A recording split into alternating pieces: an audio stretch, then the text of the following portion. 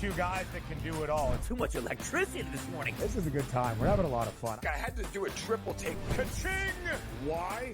Because of parity. I didn't mean to offend. Yeah, it's not going to happen. Load management is a dirty word. Let him rip. You know what? Circumstances provide the results. What? How do you do this once? Oh, Donnie, you got such a good show there. A network that is booming. The Early Line, only on Sports Grid. The sharpest football contest show in the land, the Las Vegas Football Contest Show, focuses on Circus Sports Million, Circus Survivor, and the Westgate Super Contest, handicapping the games and releasing our contest picks every week of the season. With two former Super Contest winners, Brady Cannon and James Salinas, a former NFL player, Mike Pritchard, and over $1 million in contest prize money won combined, the Las Vegas Football Contest Show will have you prepared this season like none other. Fillet Indiana. They would smash them. Honestly, do you listen to yourself speak? That's not a reality question. They have not played each other. You are using hypothetical. And they got embarrassed. So many if teams they would have won that football. Yes, that's you're but that's the thing, guys. correct. No. Stop. The only argument is Indiana is a decent football team and a product of their environment. The Early Line, only on Sports Grid.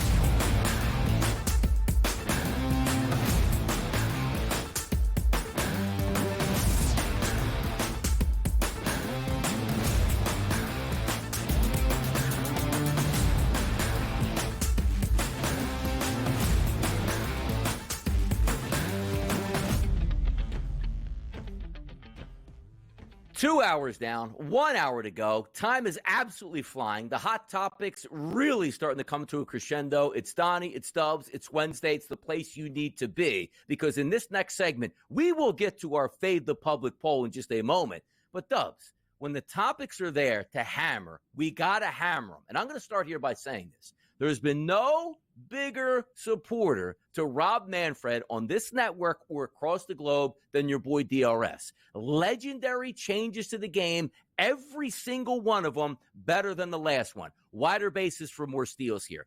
Remove the shift from the game. An endless string of relieving pitchers, one after one stop because you have to have a minimum of 3 batters pitched to here. The DH back in the game. The pitch clock. Rob Manfred is a certifiable genius. But sometimes with being a genius, Dubsy, you might start to overstep your boundary. And what I'm bringing up, if you haven't heard yet, Rob Manfred has revealed that an idea of the golden at-bat rule has a lot of buzz at the owners' meetings. The only buzz it should be is a wasp stinging Rob Manfred to stop him from this nonsense, Dubsy. It's wild, Johnny. I mean, imagine putting your best player out there at any point in the game. High leverage, high stakes. You got the count working in your favor. Imagine playing against, one of the bigger teams. It's Soto for the pinstripes. It's okay, let's get Ohtani out there at the plate for Dave Roberts. That would be a monumental shift in any game, and it would absolutely change things drastically. So I agree. I think Rob Manfred has brought a lot of great ideas and a lot of great changes to MLB. Golden at-bat rule. I don't know if I'm buying in on this one, Donnie.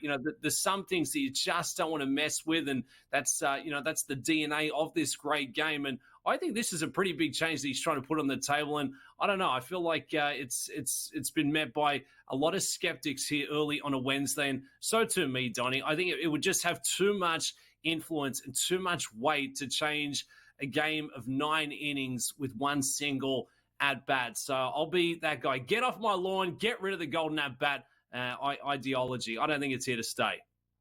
Yeah, we have stupid rules across sports. What's next, Stubbsy? In the NBA, you call timeout on your baseline, you get to have an automatic 3-point shot in the front. Oh, wait, they already do that in the NBA as a dumb rule. And by the way, as we're getting off on dumb rules here, can you imagine across sports if that happened? Again, the golden at-bat rule is dumb. Maybe you can have the opposing team go, okay, I'm going to use my golden at-bat rule. I want your pitcher to be up at the plate at this point. Madness, stop it. Doesn't make any sense. But can you imagine, I just talked about the NBA. The stupidest rule in pro sports is the NBA timeout. You get the ball in the front court, rewarding the team that's down. Can you imagine, Dubs? Let me play this out for you. Let's go tomorrow, Thursday Night Football. It's going to be a banger. Detroit and Green Bay. What happens late in the game if Detroit is down 1 point with 2 seconds to go? Green Bay kicks off. They catch the ball in the end zone and call a timeout. then set up for a 28-yard field goal to beat their team, to beat the Detroit, or excuse me, to beat the Green Bay Packers. Like, we don't need more dumb rules. The golden at bat rule, it's got to go, Dubsy. It can never get implemented. Get rid of this idea. It's not here to stay, Donnie. There's not a world in which this actually comes to fruition. Maybe use it in a couple of exhibition games. Send it, to some of these tournaments that we see preseason. Give it to the internationals, but I cannot see it for Major League Baseball. It is just, it's messing with too much. I mean, this is the game. This is the livelihood. And to have something so pivotal be changed like that, no, I couldn't see it, Donnie. So we're eye to eye on this one. And you make the point, we've seen similar things in the association. If they were to do it in the NFL, no fan, no viewer, no bettor is going to endorse this move. Imagine on the betting side of things, Donnie. I mean, imagine if you're live betting knowing that this is a possibility, that you get that high leverage spot and they're going to bring in their best batter. Imagine as a pitcher trying to go up against that. I just think there's too many things you're messing with. And ultimately, you're not just messing with, fastening up a game to make it a quicker, better version for the TV product or for the average sports fan that maybe hasn't jumped in to watch Major League Baseball. You're affecting the outcome in a very big way. You are not rewarding the better players or the better teams, the longevity of a very long season in baseball. It's turning out to be quite the chess match, a game of tactics, if you will. I would even liken it to, giving a team on the Sunday slate a free field goal. They get a chip shot from 10 yards, after one of their timeouts to put things in their favor. So, no, it's a pass for me, Donnie. Manfred's brought some great ideas to the table. This ain't it. This ain't one of them. Next. What else has he got?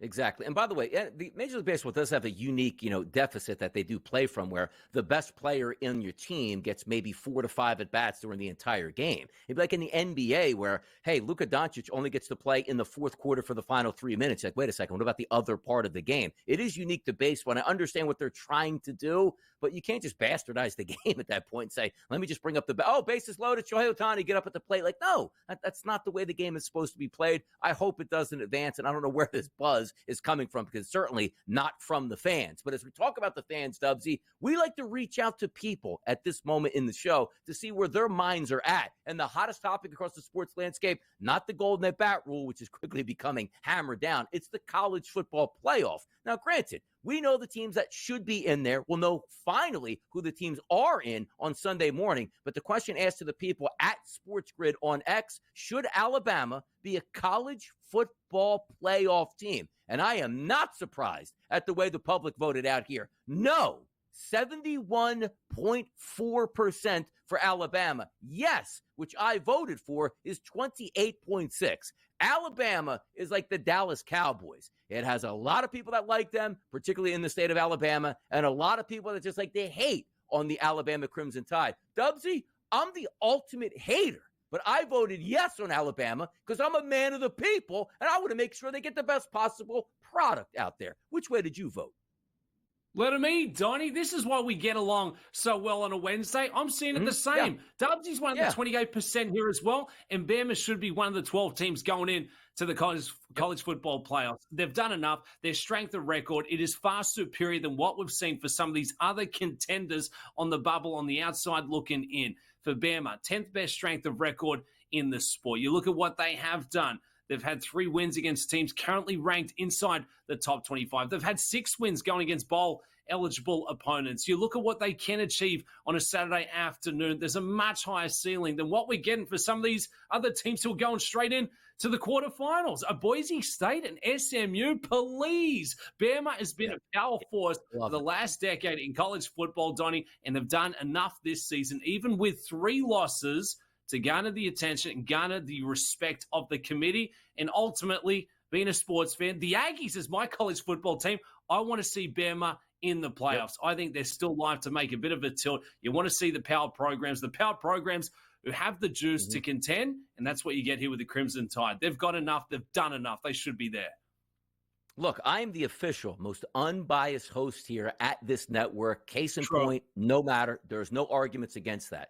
My team, Dubsy, is the Miami Hurricanes. I am actively sacrificing the Miami Hurricanes, which I'd love to see in, to make sure the Alabama Crimson Tide get in and we get the best possible 12 teams that we can have. Now, granted, it's not going to be the best, but at least you can somewhat remedy the situation. We'll see what happens on Sunday. By the way, do we get fireworks, Dubsy, on Sunday morning? Do we get that? Like when it's announced, are we going to have just, aneurysms across X at this point if things don't go people's way?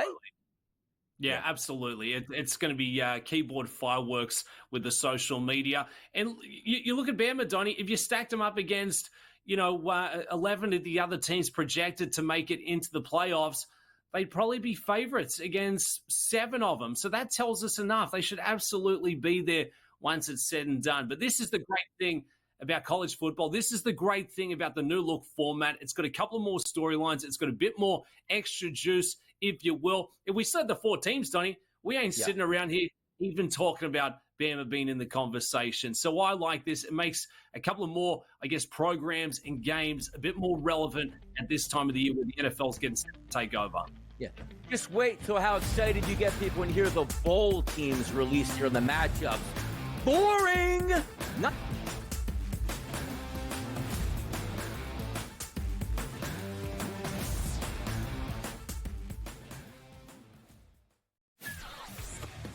He also said that the Bears head coaching opening would be the most coveted job after the season. They'll let that guy stay. I heard today that they were very worried about screwing up Caleb Williams, so that he likes this guy Brown so much that they may let him stay as the head coach. What a disaster that'll turn into. Pharrell Coast to Coast, only on Sports Grid. The sharpest football contest show in the land, the Las Vegas Football Contest Show, focuses on Circa Sports Million, Circa Survivor, and the Westgate Super Contest, handicapping the games and releasing our contest picks every week of the season. With 2 former Super Contest winners, Brady Cannon and James Salinas, a former NFL player, Mike Pritchard, and over $1 million in contest prize money won combined, the Las Vegas Football Contest Show will have you prepared this season like none other.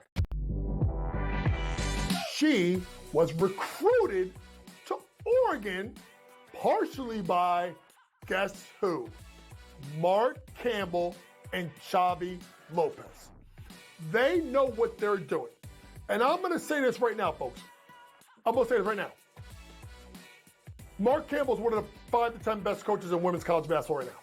Betting above the rim, only on Sports Grid. And in a post-game fight, you want to save it for in between the white lines in those 60 minutes. But Michigan made a statement more than once on Saturday in CBUS.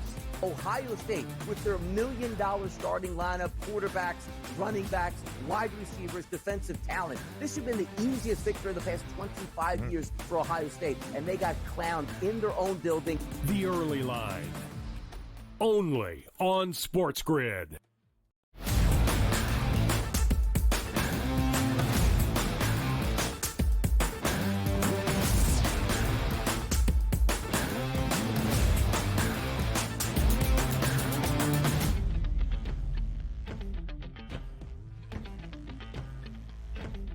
Oh, it's only a Wednesday, Dubsy. You know, Wednesday, Thursday, Friday, Saturday, right up to Sunday morning. College football playoff is going to be right in the crosshairs as we wait for championship week to play itself out. And a couple good games. Are they as meaningful as they were in the past? Not necessarily, but still. Seedings are on the line and teams to get in the playoffs up for grabs. We'll have some fun, certainly, talking about that the rest of the way. But the NBA, the Cup, it's sealed here. We know who's in it, but still, the beat goes on. We got, 6 games tonight across the NBA landscape, Dubs. Let's have some fun with a couple of them. Out there in Tinseltown, Minnesota Timberwolves, Los Angeles Clippers, 10:30 tip, -3.5 was the opening number at the FanDuel Sportsbook. Currently sitting at 2.5 for the road team, the Minnesota Timberwolves. This total coming in at 213, up from 210 to start. The anticipated starting lineup, Stubbsy, for both teams: Conley, Edwards, McDaniels, Randall, Gobert, and then for the Clippers, Harden, Dunn, Powell, Jones Jr., and Zubac, who, by the way, Norman Powell came back after that hamstring injury, drained 5 triples. More triples tonight, and who wins this game, Dubsy?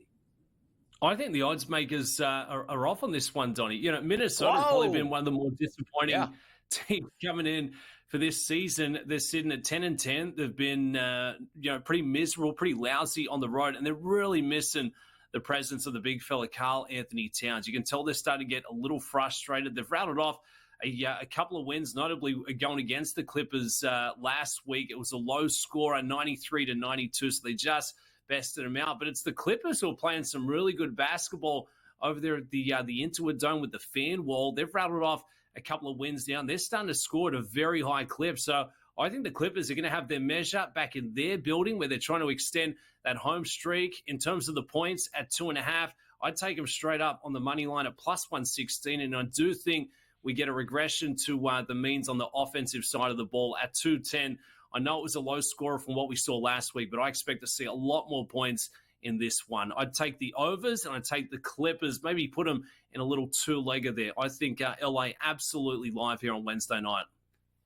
Come on, Norm Powell. Triple, triple, triple, triple, baby. Let's get it going from the three-point line. East Coast, West Coast, next game, Los Angeles. We just talked about the Clippers being at home in L.A. You know, it's not at home in L.A. It's the Lakers on the road to take on the Miami Heat. That game's going to tip off 7:30 p.m. Opened up at the FanDuel Sportsbook as a minus 1 point favorite for the Heat. That is now updated here. You see the graphic at 1.5. It's actually 2 currently here at FanDuel. A total, which opened up at 219. It's actually lost 3 points at 216. The questions come up. Are we going to rest LeBron James more after a couple listless efforts on offense here? They take on the Heat and Tyler Hero. Is it going to be an LA sweep tonight for the Clippers and the Lakers, or is the Miami Heat going to have other words for that? It's going to be a tough assignment. And I like on the injury report that Bronny James is listed as out. There's a scoop. Bronny's not going to be playing, but you highlighted LeBron James already starting to get a little tired early in this season. If you bank on that as being attributed to the recent struggles, I mean, his shot has completely left him, Donnie. I hate to say it, but Father Time could be catching up with King James, one of the greatest to ever do it. And this is what we can expect for the Lakers. It's an aging squad. Dalton Knecht, he's been fantastic, showing them a bit of spark. But when you lean so much on LeBron James and that production that we see on the nightly, I think it's a little too much to ask for LeBron to be playing night in, night out.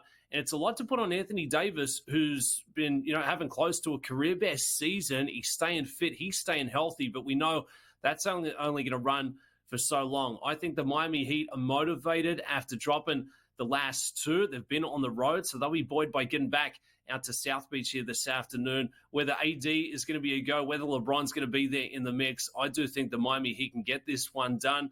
I'd be taking them minus 2.5, and that total, not expecting to see a lot of points. The Lakers, they're looking a little tired, 3rd straight road game. If they're not in this one at the halftime break, if it somehow finds itself to be at double digits, just watch out for that second half scoring. I believe will drop off completely. You know, it's tough for the Lakers and LeBron James. And I understand where you try to stand on like the pantheon of greatness for what your career has stood for.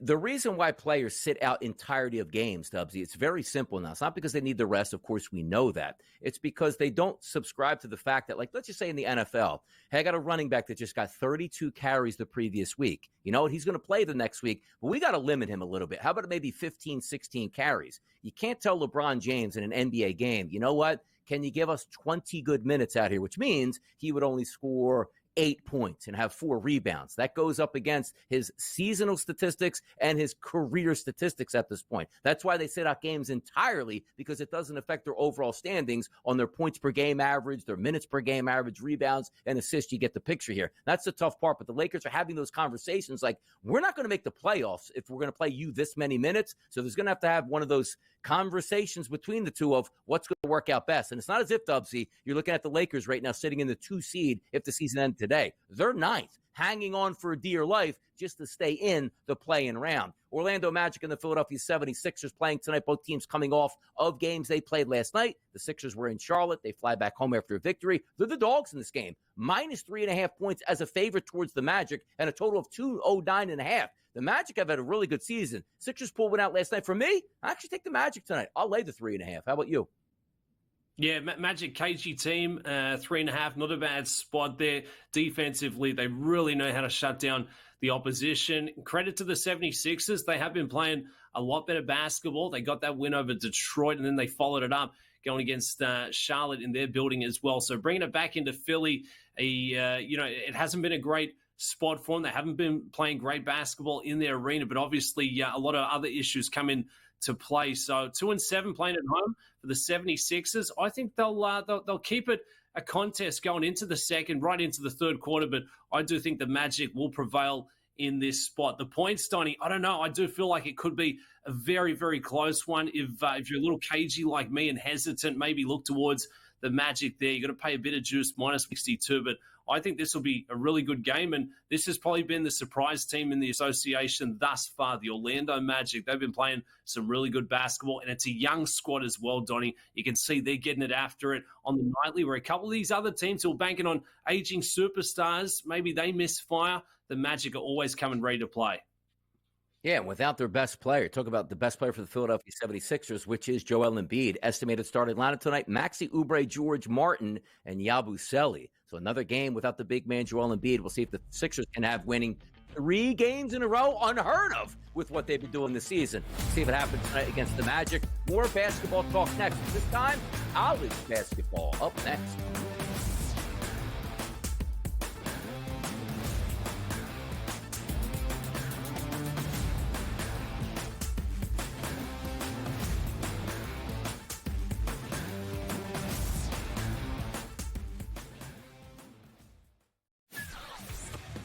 He also said that the Bears head coaching opening would be the most coveted job after the season.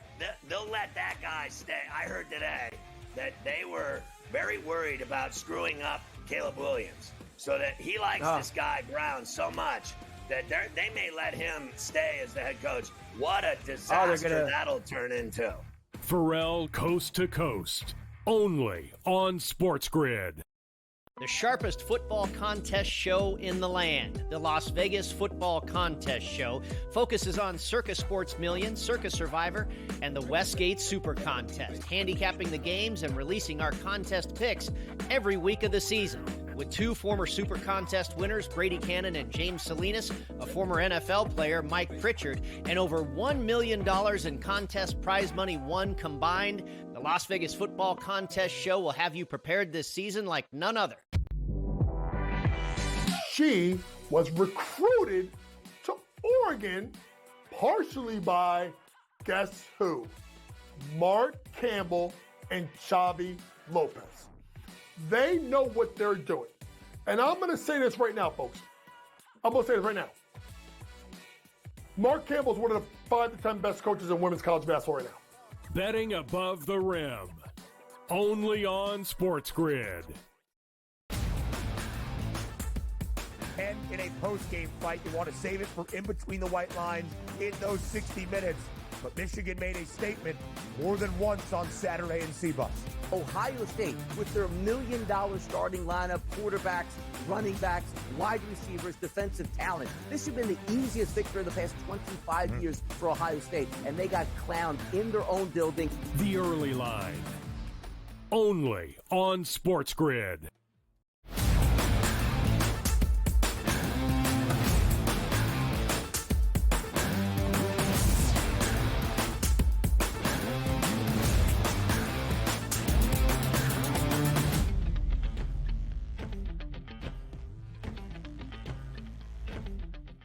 The Blue Bloods are in action tonight, Dubsy. A college basketball card. As we stated to start the show, went over a couple scores yesterday. We get a kick out of these SEC, ACC, Big 12, Big East battles. There is some really good competition, and that will continue tonight. Cameron Indoor Stadium, Durham, North Carolina. Auburn travels to take on Duke. Auburn, a perfect 7-0 in the season.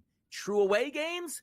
0-0. They'll get a big test tonight. The Duke Blue Devils, 5-2 on the season, but perfect at home at 4-0. If we look at the line in that game, coming in around 2.5 as a favorite for Duke in a total, around 147.5. We're expecting points. Who are we expecting to be the victors tonight, Dubsy? The Blue Devils with Mr. Flag at home, or Auburn on the road?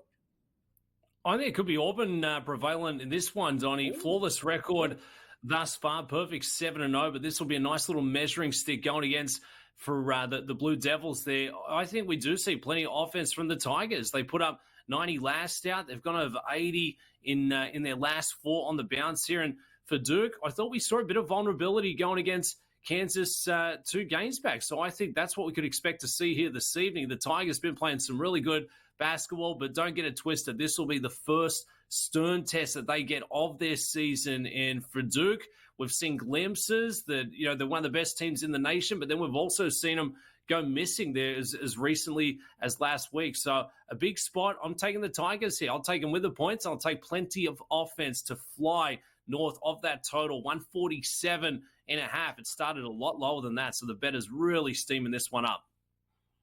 Ramp it up here. Top 10 action. The Big 12 Big East Challenge. Marquette takes its perfect 8-0 record on the road to take on number 6 Iowa State in Hilton Coliseum. Iowa State is 5-1 on the season, lost, I believe, to Auburn, but a perfect 3-0 at home.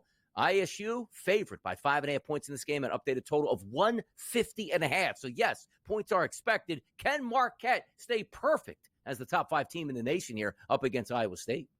Over at the old Hilton Coliseum, I think they can. I think this is a nice looking spot. So first couple of big games on the slate there for me, taking the Road Warriors. I think the Golden Eagles can step up. They've been playing some really good basketball. And if you look at the numbers, and it's tough because they have faced a couple of cupcakes over the last couple of weeks, they're scoring at a really high clip, on average 84 points north thereof, but it's what they're doing on the defensive side, which I think the Cyclones are really going to struggle with. They're going to shut them down. They're very good at slowing down the transition. So for Iowa State, they're going to have to come up with a new game plan. Otherwise, I think they're going to miss this one from the jump. So give me Marquette. Give me the Golden Eagles grabbing points going on the road here this evening for this Big 12, Big East battle. Dubs, you can jump in a Toyota Corolla and try to get out there on the freeway and be like, you know what? I don't know how fast I can go. Or you can get in a Lambo and get out there on the freeway and go crazy. Why? Alabama, North Carolina. Alabama comes in top 10 in the country, 6-2 overall. You take a look at North Carolina, 4-3 overall, but 2-0 at home. Look at that total. 174.5 points and a slight favorite to North Carolina. You want props? You got them in this game. We are expecting racetrack scoring up and down the court tonight, Dubsy.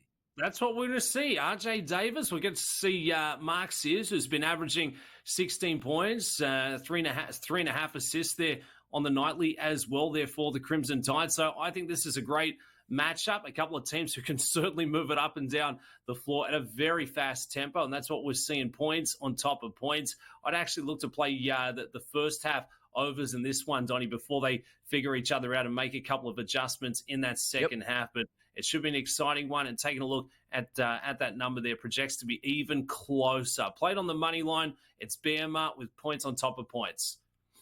Will we have a meltdown in Storrs, Connecticut tonight? Why? You take a look at Baylor, 15th in the country, and UConn, 25th. Wasn't too long ago. Hey, UConn probably on their way to another national championship. Now, granted, there's a long way to go. They are 5-0 at home. But outside of playing at home, they're 0-3. But they do play at home tonight. UConn, a 2.5-point favorite over Baylor, and a total of 144.5. Hurley's boys, do they get back on the right side today? Ooh, looking for a little bounce back. And they're playing some really good basketball, none off that 23-point performance there. So another close one expected. I tell you what, this Wednesday slate, fantastic between the Bears and the Huskies. Just one of the few marquee matchups. They've been flawless at home. I think the Huskies are going to show up with another big one. But play of the night for me, Donnie, what about a little Kansas, little win margin going against Crichton? Taken by between 1 and 10 at plus 170. The Jayhawks to show up and put on a monster performance here for your Wednesday night. KJ Adams, hotter than hot. You heard it here first, Donnie. Let's go. My boy Zeke's playing tonight. Love to see it. Dubs, thanks for pitching in today. Up next, the Crypto Kid joins the show right here on the Sports Grid Network.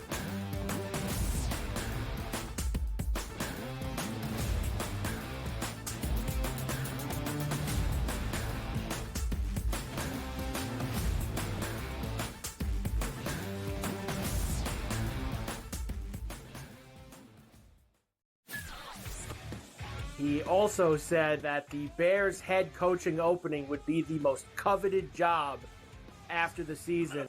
They'll let that guy stay. I heard today that they were very worried about screwing up Caleb Williams. so that he likes this guy Brown so much that they may let him stay as the head coach. What a disaster that'll turn into.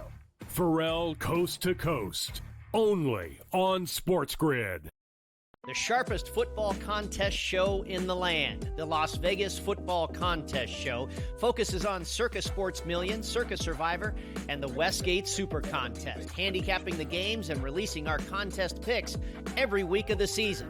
With two former Super Contest winners, Brady Cannon and James Salinas, a former NFL player, Mike Pritchard, and over $1 million in contest prize money won combined, the Las Vegas Football Contest Show will have you prepared this season like none other.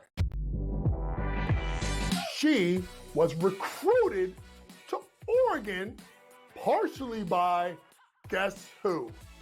Mark Campbell and Xavi Lopez. They know what they're doing. And I'm going to say this right now, folks. I'm going to say this right now.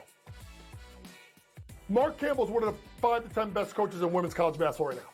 Betting above the rim, only on Sports Grid. And in a post-game fight, you want to save it for in between the white lines in those 60 minutes. But Michigan made a statement more than once on Saturday in Seabus. Ohio State, with their $1 million starting lineup, quarterbacks, running backs, wide receivers, defensive talent. This has been the easiest victory of the past 25 years for Ohio State, and they got clowned in their own building. The Early Line, only on Sports Grid.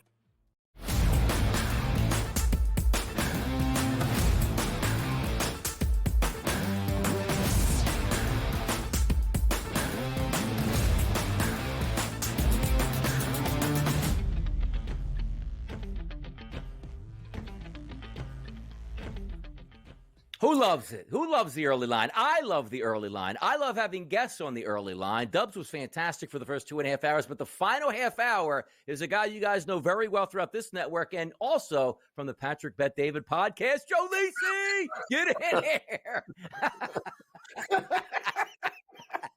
What's I knew that would get a pop. I knew that'd get a pop. You never disappoint the Patrick Bet David podcast. Hey, I go on. Inviting me, you know? What can I say? Exactly. Too funny. Good times ahead here, Joe. And by the way, we had a lot of information going through X last night. And the reason why the College Football Playoff Committee convened and gave you the top 12. Now, we know the usual suspects. If the season ended right now, getting the bye. Oregon, SMU, Boise State, Texas. A lot to be determined this weekend. We understand that. The first round matchups, Arizona State, Penn State, Tennessee, Ohio State, Alabama, Notre Dame, Indiana, and Georgia. So you see the first round here. Let's start there. The Crimson Tide would be in if the season ended today. But my question to you, will the Crimson Tide be in this Sunday? Yeah, probably, unless we have a marquee upset. If Clemson upsets SMU, Crimson Tide, I still think are in the college football playoff. That's why they solidified them right, at number 11 overall and put your Miami Hurricanes at number 12 overall, even though the Hurricanes only had 2 losses and Alabama had 3. So I think there's no doubt Alabama, that marquee brand, they want that in terms of the college football playoff. But Donnie, we keep going back to these rankings. How do you have Ohio State at number 5 in these rankings? I mean, come on. I know you want to see the best teams, but Ohio State lost as a 20.5-point favorite to Michigan. I mean, come on. I mean, how do we have them ranked as high as they are right now? By the way, let's start there with Ohio State, and let's compare them to Miami. 2 losses apiece here, but certainly losses are made differently. We're not going to penalize Ohio State going to Oregon, the number 1 team in the country, and losing late in that game. If there's any such thing as a solid loss, that would be it. But you can't be a 3-touchdown favorite at home and get beat by a football team and only drown a certain amount. And granted, I understand in the ACC, Syracuse isn't a great team, but that's a solid program with a good quarterback at home. And yes, Miami had a 21-0 lead and let that slip away because their defense has been bad all season. But why didn't Ohio State drop as much as Miami dropped? Well, because they love the Big Ten. It's clearly obvious. We've seen that, right? We talk about SEC bias. What about the Big Ten bias? And people will say, well, that was Michigan, right? Well, those same people that were saying that was Michigan were complaining and just saying that Ohio State was going to steamroll them and it was going to be a bloodbath, that Michigan wouldn't win the ball game and it would be a double-digit lead by the fourth quarter. So they changed their tune after Michigan strikes the upset. And you could talk about Syracuse, but Kyle McCord leads all FBS in terms of passing yards. They lost to Syracuse by 1 score. They lost by 5 to Georgia Tech, a Georgia Tech team that has 7 wins, that pushed Georgia to the limit in 8 overtime. So both of their losses are very close. And when you look at Ohio State, close losses, but they were a 20.5-point home favorite over a team that they should have dominated, a team that was completely one-dimensional and had 60 yards passing out of Davis Warren. And we're going to drop them basically only 2 spots? Absolutely ridiculous, Donnie.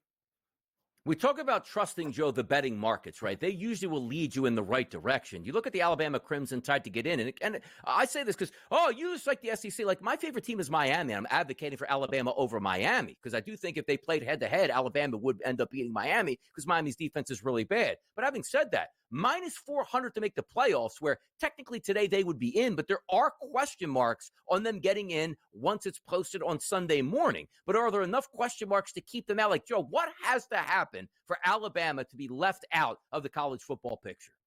You would just need it to be status quo, Donnie. All the favorites win, and then that's it. Then, if SMU, you would need an upset. I think you would need Clemson to upset SMU because then that's where you have the argument of SMU and Alabama. You have a 2-loss ACC team, a 3-loss SEC team. Right now, Alabama's in. They are solidified as the 12th overall spot because the Big 12 has an automatic bid depending upon who wins out, Arizona State and Iowa State. And here's the thing. You can make the argument, depending upon the SEC championship game, to get Miami maybe into the college football playoff if Texas beats up on Georgia by like 21, 24. Then what? Then what happens in that situation? The problem with the college football playoff committee, Donnie, is last year they disrespected the ACC, right? You could say yes, you could say no, but they kicked out a 13-0 Florida State team that was deserving, and they put in 1-loss teams that were conference champs over them. And then they also disrespected Georgia. They lost in the SEC championship game. They lost 1 game out of 30 over the past couple of years, and they were kicked out of the college football playoff. So anything is possible come, obviously, week 15. And it's a great point that Joe brings up here because they'll tell you one thing, Joe, and they'll completely do the opposite. Last year, it was impossible to think that FSU, that was perfect on the season and won their conference, was going to get left out. They left them out. So don't tell me teams even when they say there's no way Miami can be reevaluated. We've seen crazier things happen in this college football championship weekend to make adjustments here. So don't leave them out. But let's just say we go status quo, Joe, as it stands today. Oregon to win the college football national championship, plus 350. Texas, plus 380. Ohio State, 4-1. Who stands out? And I'm not even talking about just those teams. In that entirety of the picture, who stands out at what price for you maybe to make a wager on? I'll throw Tennessee at 20-1. I like their defense, and I know Nico hasn't lived up to expectations, but you want to give me a 20-1 number on an SEC caliber team like Tennessee that can run it. That's what you need in the college football playoff, and they're very good against the run. I'll take that any day of the week. I know they're a little bit banged up, but I'll still take a shot on Tennessee overall. Georgia, because they're battle-tested, and Alabama. I mean, all of those deep shots for me. But I still think the Oregon number at plus 350 is intriguing because I think Dan Lanning and that offense could go toe-to-toe with anybody. They're battle-tested. I like Dan Lanning. I know he hasn't won anything up until this point. We'll see if he can pull out the victory over Penn State. But I still like this Oregon team. I've liked them at the start to win the Big Ten. They have an opportunity now to go undefeated. And I think that train is in motion. Really like the way they're playing as a team. Plus 350 is good value to me. You take a look at some of the standings where they are now and the matchups that we'll have. We're going to go over those in the next segment and get a breakdown of what we think is going to happen for championship weekend. But if we extend ourselves into the college football playoff as if it ended today, like I look at that Penn State run here at home against Arizona State, then Boise, that's fantastic. And I think that price point right now is reflected at Penn State being 10-1. But understand this, those matchups are going to change this weekend, and some of those pathways are going to get harder. For me, Joe, I look at Oregon where they sit now. Number 1 overall seed should have the easiest path. That's not an easy path based on who they would get out of the projected game that's going to take place this weekend. Penn State, Arizona State, Notre Dame, Alabama, Georgia, Indiana, Ohio State, Tennessee. Joe, if I gave you one ticket here to go to one of those football games, where are you going? I want to go to Notre Dame, Alabama. How about that? Old Beautiful. School, right? Oh, yeah. You know, let's yeah. And the reason Cold why I weather. say that is because, yeah, not only that, though, but the way the Notre Dame defense is playing to shut down potentially Jalen Milroe, to have a blue-collar game, running the football, I mean, that's really an intriguing matchup. I would love to see that game play out. And Marcus Freeman's done a fantastic job. This team's won 10 straight by an average margin of basically 30-plus per game. So dominant performance. I would love to see that matchup, number 4 versus number 11. I look at that slate matchup, and last night I put it out on X. I'm like, boy, and again, it's not biased for me because I told you, I don't think Miami should be in it. But if we said, all right, Alabama's going to be in, if I can get, Joe, Miami at Penn State, Notre Dame home to Alabama, Georgia, Indiana, Ohio State, Tennessee, that would be exactly why we wanted the college football playoff. Yeah. Meaningful games with absolutely blue bloods in unbelievable, crazy environments, Joe. Sign me up. Can we get Arizona State out? How do we do it, Joe? Dillingham, get the payoff. Get out of there. Pay him to get out of there. Come on, that blue collar, Donnie. Blue collar. Sounds like a gospel out there for Arizona State. Madness, people. It's madness. Come back. We'll talk about this weekend's action. It's Joe Lisi. He's got the answer.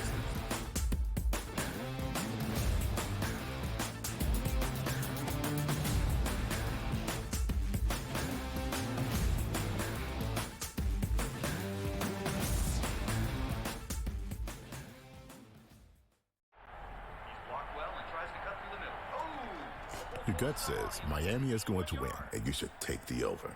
Your gut also said your NFT selfies would only go up in value. They didn't. But your head is on SportsGrid and knows the QB is in concussion protocol. The backup has a 45 QBR against the zone coverage. The New York D has the most sacks in the league. So yeah, trust your head. It's smarter to be on SportsGrid. The two guys that can do it all. Too much electricity this morning. This is a good time. We're having a lot of fun. I had to do a triple take. Ka-ching! Why? Because of parity. I didn't mean to offend. Yeah, it's not going to happen. Load management is a dirty word. Let him rip. You know what? Circumstances provide the results. What? How do you do this once? Oh, Donnie, you've got such a good show there. A network that is booming. The Early Line, only on SportsGrid. The sharpest football contest show in the land, the Las Vegas Football Contest Show, focuses on Circa Sports Million, Circa Survivor, and the Westgate Super Contest, handicapping the games and releasing our contest picks every week of the season. With 2 former Super Contest winners, Brady Cannon and James Salinas, a former NFL player, Mike Pritchard, and over $1 million in contest prize money won combined, the Las Vegas Football Contest Show will have you prepared this season like none other. Fillet Indiana. They would smash them. What? Honestly. Do you listen to yourself speak? That's not a reality question. They have not played each other. You are using hypothetical. And they got embarrassed. So many if teams they do. Won that football. Yes, that's you're but that's the thing, Johnny. No. Stop. The only argument is Indiana is a decent football team and a product of their environment. The Early Line, only on SportsGrid.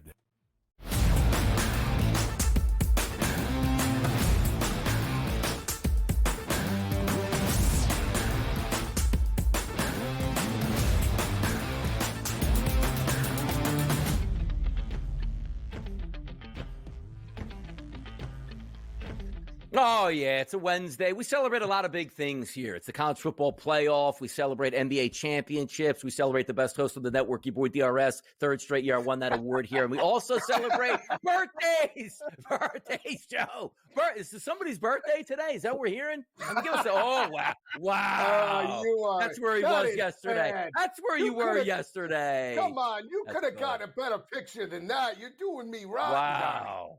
I mean, you might have won look at best host on the network. I think I got best dressed and best looking on the network. I think I was voted by the public.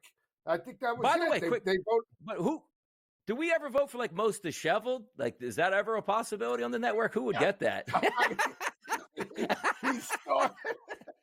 He's starting already. Unbelievable. Donnie. By the way, worst athlete of the year, Devon Vele, by the way. He won the award for his performance on Monday Night Football for me. But by the way, we got big. Oh, my God. I mean, only blue bloods. The only number ones from now on. No more. True. That is. And by the way, we got number ones to talk about tomorrow night. Yeah. That is a barn burner game. But before we get there, Joe, we got college football this weekend. Georgia. Texas at home in the Dome for Georgia. Does Texas even have Texas is favorite? I'm shocked. Do they have a chance? Oh, come on. It's a rematch. You know that in these rematch type of games, it's always, very difficult. And now with Arch Manning involved in the mix potentially for quarterback, you never know what could happen. I will just say this, and look at Georgia. 18.5-point home favorites over Georgia Tech. Haynes King and that offense rushed for 260 yards on the ground. They pushed Carson Beck to the limit. Defense made enough stops. Georgia did rush for 200, but completely ineffective for basically 3 quarters in that matchup. Anything's possible. But again, we just go back to battle tested. We go back to being there, done that. I'm not suggesting Texas can't win this game. And I know the spread is leaning that way, but I'll take the points with Georgia. I do feel that we get a high-scoring game, 49.5. Again, here's the thing. If you're Texas, you can't just go status quo. You have to change it up, break tendency. You can't do what you did in terms of last game in Austin, where he was completely under pressure, early and often in the long third downs. But I'll take a shot with the Bulldogs. But I do like the over 49.5. SEC championships typically trend to the over, Donnie. And also, you're not looking at Joe playing things close to the vest. If you lose, you're still moving on. Now, yes, they want to win the SEC, but now you can enter the game not all tight and be like, oh, man, if we lose, we don't see tomorrow. You do still see tomorrow, which brings us to our next game, Penn State, Oregon. The ultimate of, yes, if you lose, you're still getting in, but we've seen this before out of Penn State. Games that are big, they technically don't win. They're getting 3.5, and I apparently see that they are a sharp side in this game, which I can't fault. But it's just so simple to say James Franklin doesn't win these games, or Joe, do you play it as I just said it? Is it actually really a big game? Because it's not as if you lose, you're going home. No, but again, you want to see your quarterback, and I'm talking about Drew Aller, step up in a marquee type of spot with pressure, right? That has been the biggest thing for Drew Aller and Penn State over the past couple of seasons is that in marquee games, he hasn't stepped up. Certainly did it last year. This year, there really wasn't one marquee game outside of Ohio State, and they lost that game 20-13. So again, number one team in the country, undefeated, catching points in Indianapolis. You want to see Penn State be live. I'll take the points, Donnie, with the 140 and James Franklin. I don't love it. I'm going to tell you that right now. But I did tell you in break, I think we get over the 50.5 because I think Oregon will be able to score, and I think Penn State will open it up to some capacity. I don't think this game will be, 17-13 in terms of low scoring. Give me up, and away for points. 9 lives for those Clemson Tigers down there because somehow they lost and found their way into the ACC championship game because Miami faltered against Syracuse. They're going to line up in Charlotte against SMU as a dog at plus 2.5 points and a total at 56.5. We're expecting points in this game. The question, Joe, who scores more of those points?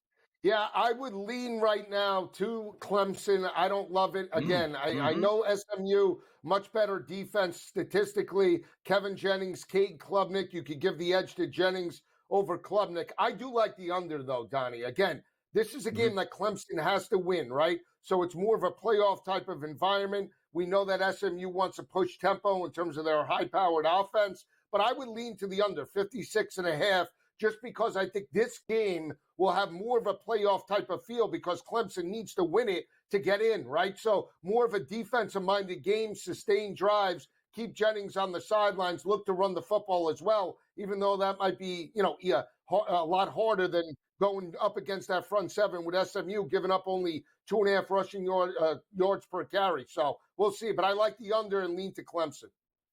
Joe, we played Division III football. There still is a Division III football game this weekend. It's Iowa State and Arizona State. Nobody cares about this. They buried it at noon, Joe. But I still need your analysis for a game that nobody cares about. Tell us about it, please. No, I care about this game. No. This is a great game. No. What do you mean no? No. You got Sam No. Levitt. Why don't you care about this game? I'm curious. You have one of the We don't hottest need teams in the country. Arizona State. Hottest as get the hell out of here. How about that? Hottest as the hottest team not to make the playoffs. Were you saying that in 1997? Two state schools, Joe. Come on now. Well, what's Penn State? Not even private institutions. Them too. Penn State. Come on. Let me ask you this. Were you saying that back in 1997 with Jake Plummer and Keith Snake Poole? knocking off Ohio State? Yeah. All right. You weren't. All right. That's so the think angle? about this. Well, I'm just saying. Think about this. This is going to be a great game. Big 12 championship. Both of these teams want to run the football very good defensively. 50.5. Typically an under type of game. We saw it go over a couple of years ago with TCU and Kansas State. I like the under, but I like Arizona State minus the 125. Wouldn't lay the 2.5. I would lay the 125 with Dillingham and the crew. By the way, if we're talking like Boston, Galloway back in the day, Plummer, I mean, Kevin's checked out at this point. Has no idea what we're talking about. David Boston, remember, biggest arms, couldn't do anything for Arizona. What happened to the ligament show in the pros, man? He can't have that body to wide out. Looked a little bit like me in college, but, I carried that weight well. Donnie, yes, you were dynamic back in the day. You had the nasal strips. I didn't. I was too old. Nasal strips, black, bib mouthpiece, spandex, absolutely. Joe Lisi, the birthday boy, is going to shut it down next. Which crypto smash do we take today, people? Find out next.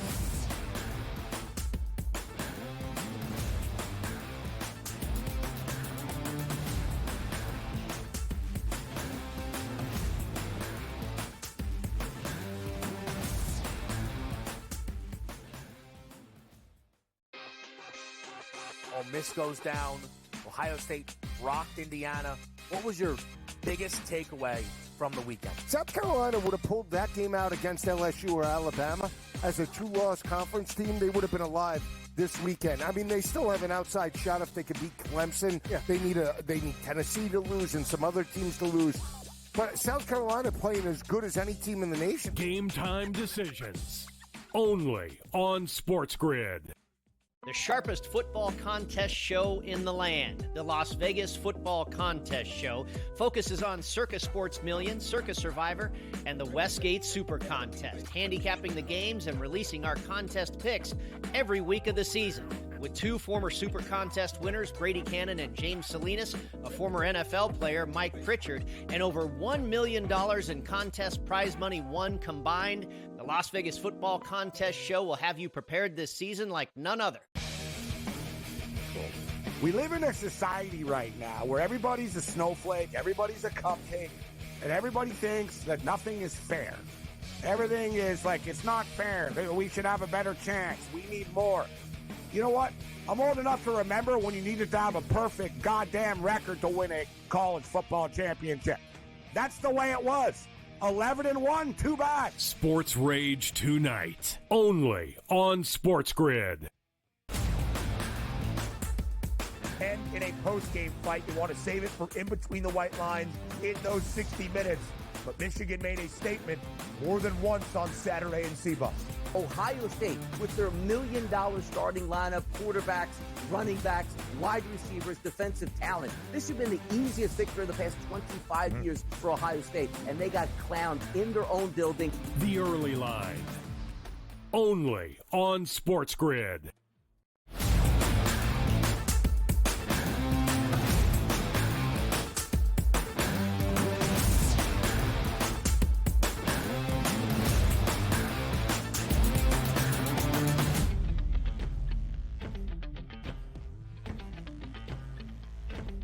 And we're back on the early line. Donnie and Ben will be back on Friday.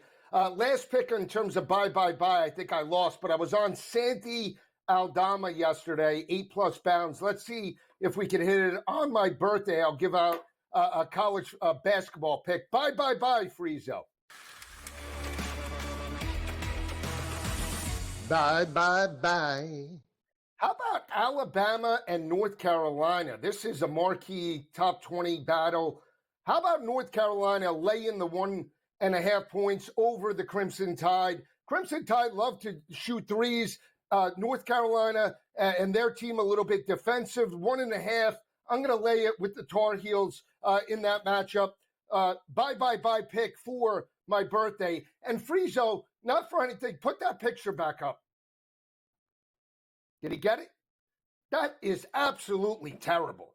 Absolutely terrible in regards to that. That's absolutely atrocious. We got Thursday night football, NFL action. We got the Green Bay Packers and the Detroit Lions. Donnie, myself, and Kevin will be on for Pro Football Today, in-game live. We were on for Monday night, Cleveland and Denver. Let me just say this. High-scoring game. We saw Jameis Winston throw for over 500 yards, critical interceptions. We saw Bo Nix break out as well. In this game, 51.5 is the total. I think we can go higher than that, but I really like Jordan Love. I really like the way the Green Bay Packers are playing, entering this matchup. They get the victory over the weekend on Thursday night against the Miami Dolphins. Jordan Love, Josh Jacobs, dynamic 1-2 combo. This is a game that they lost 24-14 a couple weeks ago. It was a wet track. It was the first game that Jordan Love came back from injury. For me, when I look at this matchup, can Green Bay push tempo in regards to the passing game? We saw Caleb Williams and Chicago in the second half move the football on that secondary. I believe Green Bay can do it. Now, when you look at some of the prop bets, I did take a shot early on. Jordan Love, 275 plus with the passing total. Didn't touch the 51.5 in regards to the total just yet. Might see if we can get into the mid-40s. But I am on Jaden Reed, 80 plus receiving yards. On the flip side, when you look at Jared Goff, I understand that Detroit wants to run the football with Jahmyr Gibbs and David Montgomery, but I still think this could be a potential breakout game for St. Brown. The way I played it is I did take a parlay on FanDuel, took Jared Goff 250 plus, did take Jordan Love at 275 plus, took the number one wide receivers, Jaden and St. Brown, to 80 plus, and potentially alt them up for anytime touchdown. So I'll be on air tomorrow night, in-game live, Pro Football Today edition with me, Donnie, and Kevin breaking down that matchup, so we'll get you prepped and ready. Also might see some other things. Let me just say this about Detroit. I know they're playing well right now. They're deserving of the top ranking in regards to the NFC. I did say right now, entering week number 14, I do put Detroit and the Philadelphia Eagles 1 and 1A respectively. But when you look at the Eagles, how they're playing right now, I mean, that defense is trending. They've won eight straight after the victory over Baltimore, dominating in terms of the trenches, very difficult to run the football. And not only does Detroit have Green Bay and Minnesota, they also play the Buffalo Bills. When you look at the Green Bay number, 14-1, in regards to big picture for the NFC North, still has value, because if they could get this victory head-to-head, 9-3 overall, they're battle-tested as an away team as well, very good on the road. They have the potential to make some noise. They were inconsistent earlier in the year because of the injury to Jordan Love. We've seen Josh Jacobs step up. This was my pick along with the LA Rams as dark horses within the conference. I'm not backing down now. No disrespect to Detroit, but I still like how the Green Bay Packers are playing. Everybody talks about the offense, but the defense has been opportunistic as well. When you look at the past couple of games, they forced turnovers over the past 4 or 5 weeks. You can go back to Jacksonville. Look at what they did to Tua early on in that matchup. Shut down Tyreek and Jalen Waddle for a majority of the first half. This defense doesn't get enough credit. If they can continue to develop from now until week number 17 or 18 heading into the playoffs, I think there's no doubt the 14-1 or even potentially 13-1 number to win a Super Bowl and an NFC title at 7-1 is not out of the realm of possibility. Minnesota and Sam Darnold trending as well. But here's the thing. Do you trust Sam Darnold in a playoff type of setting? That would be my only concern moving forward. Minnesota hot as well. They've won 5 straight by an average margin of victory of 6.7 points per game. We'll be back on tomorrow for Craig Mish coming up next from Newswire. See you tomorrow, guys.